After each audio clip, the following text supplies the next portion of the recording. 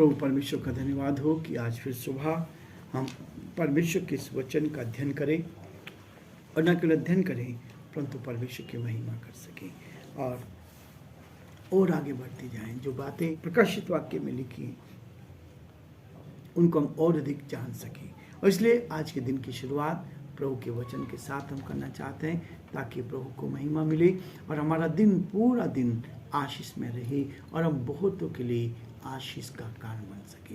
मैं आप सभी का स्वागत करता हूँ। लिविंग क्रिश्चियन वुमेन फेलोशिप आप सभी का स्वागत करती है, वेलकम करती है ताकि हम परमेश्वर की महिमा के लिए आगे बढ़ सकें। एक बार फिर से मैं आपके सामने शेयर करना चाहूँगा, हमारा कैलेंडर आप तक पहुँच रहा है और यदि आप अपना एड्रेस भेजेंगे तो हम आप तक इस कैलेंडर को पहुँचाएंगे, और जिनके एड्रेस हमारे पास हैं हम उनको पोस्ट कर रहे हैं ताकि उनके घर तक ये कैलेंडर पहुंच सके और आप लोगों की महिमा कर सकें। 5 अध्याय का हम अध्ययन कर रहे हैं। आज मैं 9, 10 और 11 पद को आपके सामने पढ़ूंगा। 9 पद में लिखा है, वे यह नया गीत गाने लगे तो इस पुस्तक के लेने और इसकी मोहरें खोलने के योग्य है, क्योंकि तूने वध होकर अपने लहू से हर एक कुल और भाषा और लोग और जाति में से परमेश्वर के लिए लोग को मोल लिया है और उन्हें हमारे परमेश्वर के लिए एक राज्य और याजक बनाया है, और वे पृथ्वी पर राज्य करते हैं। जब मैंने देखा जो उस सिंहासन, उस प्राणियों और उन प्राचीनों के चारों ओर बहुत से स्वर्गदूतों का शब्द सुना, जिनकी गिनती लाख और करोड़ों थी। परमेश्वर अपने इस वचन के पढ़े जाने पर आशीष दे। आमीन। दुआ करेंगे। प्रभु, हम आपके हृदय से आभारी हैं, हर कदम पर आप हमें संभालते हैं। इस वर्ष में प्रभु एक एक दिन हमें संभाल रहे हैं। हम आपको धन्यवाद, हम आपकी स्तुति करते हैं। आप हमारे महान प्रभु, दयालु पिता, विश्वास के योग्य परमेश्वर, अद्भुत युक्ति करने वाले प्राकरण परमेश्वर, हम आपकी तारीफ करते हैं। हम आपके नाम को सराहते हैं प्रभु जी कि आपने हमें इस लायक बनाया कि हम आपकी तारीफ कर सके। जो भाई बहन हमारे साथ जुड़े हैं उन सब के लिए प्रार्थना करते हैं, उनको उत्तम आशीष दे, आपका हाथ उन पर बना रहे, आपकी करुणा उन पर बनी रही, आपकी सुरक्षा उन पर बनी रही, ताकि वो आपके नाम में आगे बढ़ते जाए और जो आपकी योजना पर उनके जीवन से पूरी की जाए। हम बड़े आदर के साथ, दीनता, नम्रता के साथ अपने आप को, अपने तुच्छ और कमजोर और निर्बल जीवन को आपके हाथ में सौंपते, प्रार्थना करते हैं हम पर रहम करें, हम पर दया करें, आपकी सुरक्षा में मिले, आपकी निकटता में मिले, ताकि हम आपके नाम में आगे बढ़ते चले जाएं और जो आपकी इच्छा प्रभु जी हमारे जीवन से पूरी की जाए। हम बड़े आदर के साथ, दीनता, नम्रता के साथ अपने संपूर्ण जीवन को आपके हाथ में सौंपते हैं और यही प्रार्थना करते हैं प्रभु कि जो आपकी इच्छा प्रभु हमारे जीवन से पूरी की जाए। हमारे प्रदेश के लिए, प्रदेश के मुख्यमंत्री अशोक गहलोत जी के लिए प्रार्थना करते हैं, आप उन पर दया करें, अनुग्रह करें, स्वस्थ रखें, आनंदित रखें, आपका हाथ उनके साथ साथ बना रहे। हमारे देश के लिए, देश के प्रधानमंत्री के लिए, राष्ट्रपति के लिए प्रार्थना करते हैं, उनको भी उत्तम आशीष दे, आपका हाथ उनके साथ ही बना रहे। सारी महिमा, आदर, गौरव प्रभु जी आपको देते हुए हम सभी को आपके हाथ में सौंपते हैं। इस विनती को अपने प्रभु अपने धार करता यीशु मसीह के नाम से मांगते हैं, आमीन।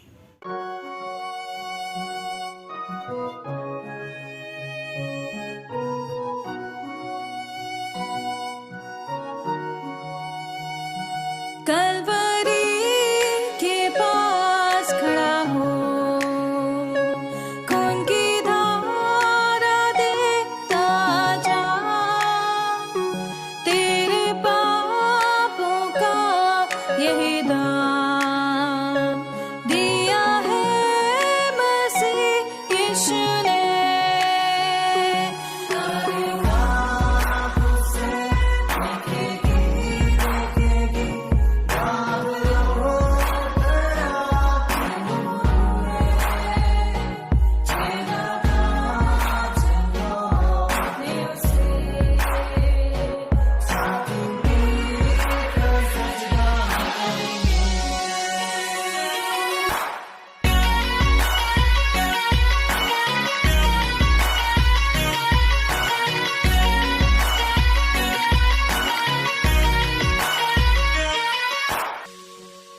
ये हुआ सब तेरे लिए, तूने भी उसे छेड़ा। देता था, फिर भी प्यार से वो बुलाता। जाता क्यों नहीं तू उसके पास, फिर भी प्यार से वो बुलाता। जाता क्यों नहीं तू उसके पास।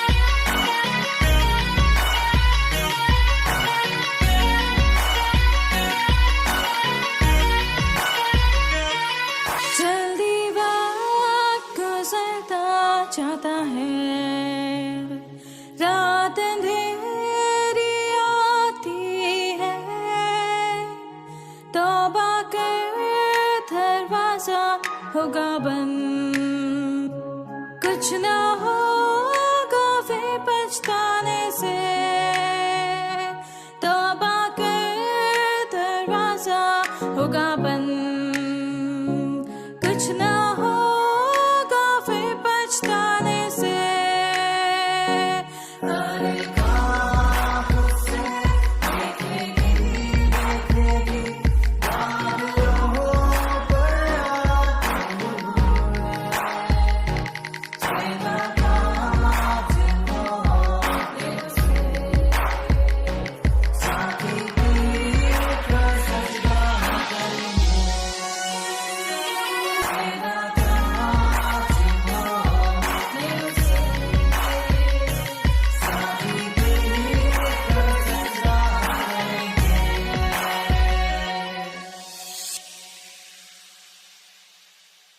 प्रियो परमेश्वर का हम धन्यवाद करते जाएं, जितना कम है उतना धन्यवाद करें। यीशु मसीह मेरे और आपके लिए बलिदान हो गया, उसने बलिदान कर दिया और आपके और हमारे प्रायश्चित के रूप में उसने अपना प्राण दे दिया और हमें खरीद लिया, हमें मोल ले लिया, हमें मोल लेकर अपनी संतान बना लिया। यही है वास्तविकता, यही है सबसे महत्वपूर्ण बात। एक बड़ा मूल्य उसने हमारे पापों के लिए चुका लिया।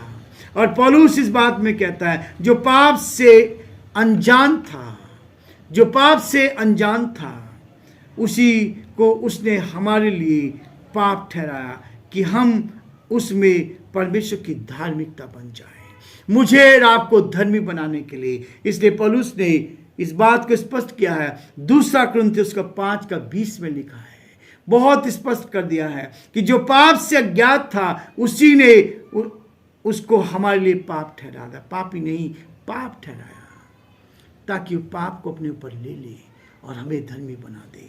हमें उसने धर्मी बना दिया। परमेश्वर के लिए सब पापियों को मसीह ने अपने लहू से मोल ले लिया है, उसने कीमत चुका दी है, मेरे और आपके लिए कीमत चुका दी है। इसलिए प्रकाशित वाक्य का 5:9 इस बात को स्पष्ट कहता है, मोल लिए हुए लोग हैं हम लोग, जो है मोल लिए हुए, हमारे लिए कीमत चुका दी गई है, हमें खरीदा गया है और तभी हम उसकी संतान हैं। वरना हम इस संसार में तो संसार में रहते, संसार की बातों में लिप्त रहते, लेकिन आज हम प्रभु से प्यार करते हैं क्योंकि उसने हमें खरीद लिया है, हमें मोल लेकर अपनी संतान बना लिया है। यह सच है कि सब लोग प्रभु के पास नहीं आएंगे, सब लोग नहीं आएंगे प्रियो, परंतु जो लोग आएंगे, सब लोग प्रभु का वचन तो सुनेंगे, परंतु जो प्रभु यीशु मसीह के बलिदान के कार्य को सही रूप से समझेंगे वही प्रभु के पास आ सकते हैं। हर कोई नहीं आ सकते। वचन सुनने वाले तो बहुत होंगे, वचन प्रचार तो किया जाएगा, लेकिन उसको मानने वाले बहुत कम होंगे। उसकी मृत्यु के अर्थ को समझने वाले वे ही प्रभु होंगे जो मसीह यीशु में परमेश्वर की धार्मिकता बन गए हैं, उसके लहू के द्वारा हम खरीदे गए हैं। जब हम उसकी धार्मिकता बन जाते हैं, यही मेरे आपके लिए है। और वास्तविक विश्वासी कहलाएंगे, विश्वासी प्रभु के साथ जीवन निर्वाह करते हैं, उसकी संगति में आगे बढ़ते हैं, जो विश्वास में मजबूत होते हैं, वही है विश्वासी जो धार्मिकता की झिल्लम जिन्होंने पहन लिए, जो वास्तव में प्रभु के साथ है। विश्वासी कहलाना जन्म पर आधारित नहीं है प्रियो, विश्वासी कहलाना जन्म पर आधारित नहीं। आप किस कुल में, किस जाति में पैदा हुए, ये विश्वासी की पहचान नहीं। किस घर में पैदा हुए, यदि आप ईसाई परिवार में पैदा हुए तो आप कभी विश्वासी नहीं बनेंगे।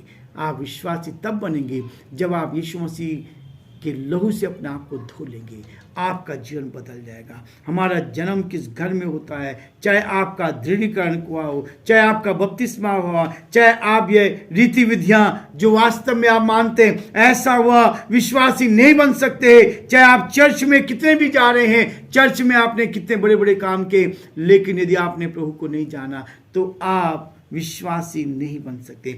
आपने अपने एक बार बपतिस्मा लिया हो, चाहे 10 बार बपतिस्मा लिया हो, चाहे आपने कितनी बार भी लिया हो, चाहे कलीसिया में आपका नाम दर्ज हो, चाहे बिशप हो या किसी व्यक्ति ने आपके सिर पर हाथ रखा हो, प्रार्थना की हो, तो भी आप विश्वासी नहीं कहलाएंगे। आप विश्वासी कब कहलाएंगे? यहाँ लिखा है, वास्तविक विश्वासी वह है जिसने प्रभु यीशु के सुसमाचार को न केवल सुना परंतु समझा और अपने जीवन में अपनाया है।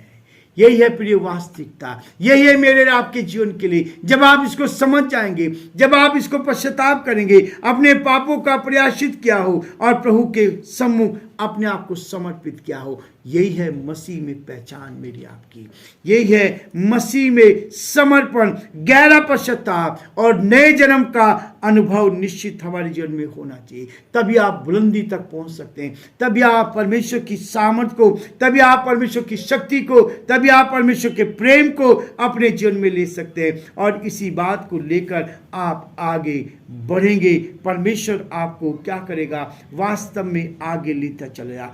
आज क्यों हमारे जीवन में उथल पुथल रहती है? मेरे आपके जीवन में उथल पुथल क्यों है? उसका कारण यह है क्योंकि गहराई से हमने अपना जीवन प्रभु को समर्पित नहीं किया है। गहरा जीवन हमारा नहीं है। यदि गहराई से हम अपने आप को उसको समर्पित किए होते, जहां गहराई है वहां प्रभु का सच्चा प्यार है। किसी ने कुछ भी कहा, हम उसके पीछे चल लेते हैं। ये ऐसा जीवन नहीं है। गहराई का जीवन वो है यदि हम इस बात को स्मरण रखें कि कहां से प्रभु ने हमें उठाया है, हम इस बात को स्मरण करें हम क्या थे, हम किस स्थिति से आज हम यहां कैसे पहुंचे हैं। जब आप इसको याद करते जाएंगे, मैं हमेशा अपने जीवन में इस बात को देखता हूं, परमेश्वर ने कहां से उठाया, हम क्या थे, लेकिन परमेश्वर उठाता है जहां हमारा जीवन बुराई में था, जहां हम बुराई में जीवन जी रहे थे, शैतान के बंधन में थे, और कैसे मौत की खाई से प्रभु ने हमें बचा लिया है। उस गहराई से हमें वहां से निकाल लिया। गहराई जो थी, गहराई में पड़े होते यदि हमारे जीवन में से तो संसारिक बातें थी, संसार की बातों में हम जीवन जी रहे थे, हम संसार में आनंद ले रहे थे। लेकिन प्रियो, आज प्रभु कहता है इस बात के लिए, प्रभु की सेवा को हम प्रथम स्थान देंगे। आज हम संसार में संसार की बातों को, यदि हम मसीह में नहीं है तो संसार की बातों को पहला स्थान देते हैं, लेकिन यदि मसीह में है तो मसीह की बातों को पहला स्थान देंगे। हमारी आराधना एक वास्तविक और प्रभु को ग्रहण योग्य होगी। आराधना के गीत प्रभु के भक्तों के दिलों की गहराई में पहुंच जाएंगे। यही है हमारी आराधना, और हमारी आराधना का वास्तविक योग्यता ये रहेगी, जब तक हम इन गीतों में प्रभु के साथ खो नहीं जाते तब तक सही रूप से हम गीत गा नहीं सकते। प्रियो, आराधना, परमेश्वर की आराधना विश्वासी वही कर सकते हैं जो प्रभु के साथ जिनका जीवन है। और यहाँ लिखा है कि गीत आत्मा भर कर गाते हैं। संगीत बहुत जरूरी है जो प्रभु की महिमा के लिए, और कहता है प्राणी और प्राचीन भी स्वर्ग में गीत गा रहे हैं और वे कह रहे हैं तू योग्य है, तूने लोगों को मोल लिया है, क्योंकि उसने बलिदान किया है और किसने बलिदान नहीं किया, वही उस योग्य है, वही ये योग्यता रखता है और वही इन पुस्तकों को खोल सकता है। वो प्राचीन भी इसी बात को कह रहे हैं, प्रभु ने हमें मोल लिया है, अब हम पर हमारा अधिकार नहीं है, प्रभु का अधिकार है। हम सोचते हमारा अधिकार है, हमारे परिवार का अधिकार है। नहीं, यीशु मसीह ने अपने खून से आपको खरीद लिया है और खरीदने वाले का अधिकार रहता है। जिसने नहीं खरीदा, हमारे कोई घर वाले हमारे लिए प्राण नहीं दे सकते थे। हमें हमारा बचाने के लिए यीशु मसीह ने प्राण दिए और वही आज आपको बचाना चाहता है। प्रभु आप सबको बहुत आशीष दे और प्रभु का हाथ आप सब पर बना रहे।